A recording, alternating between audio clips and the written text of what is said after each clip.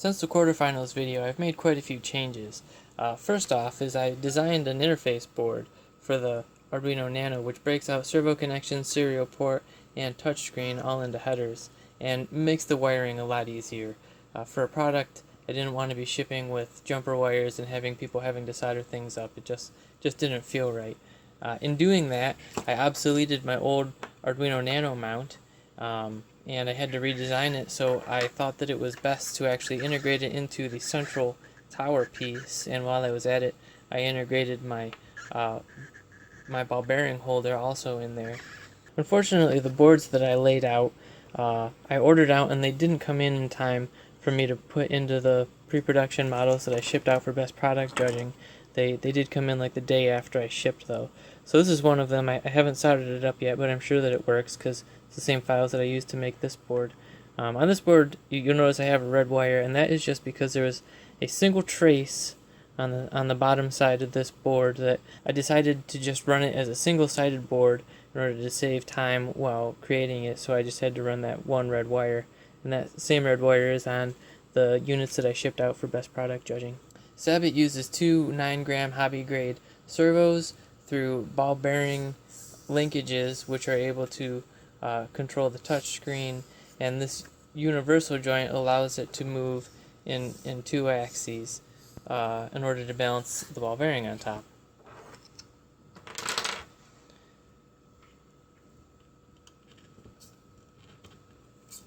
Once it powers up, it goes to a level state which is stored in EEPROM, and then does a pretty fantastic job of balancing this ball bearing.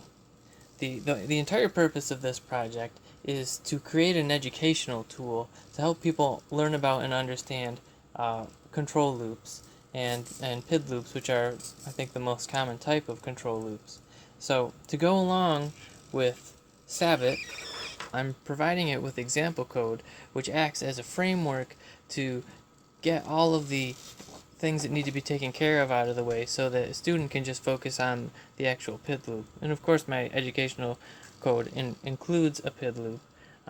It's configured to spit out all of the data that it generates. So I have this script this Python script which does a fantastic job of helping you understand what's really going on.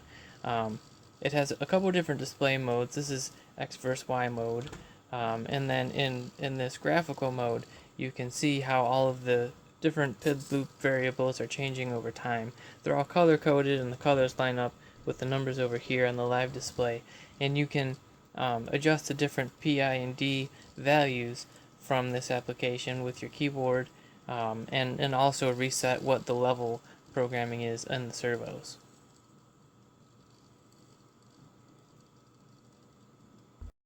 Lastly, for this project, I want to integrate my breakout board and the Arduino Nano into a single board which has all the functionality that I need for this project.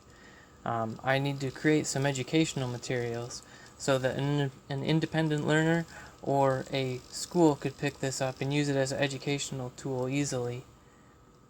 Lastly, I'm going to look at retail packaging. I want to come up with a unique but functional solution which will be good to use when I'm selling SAB3T as a product.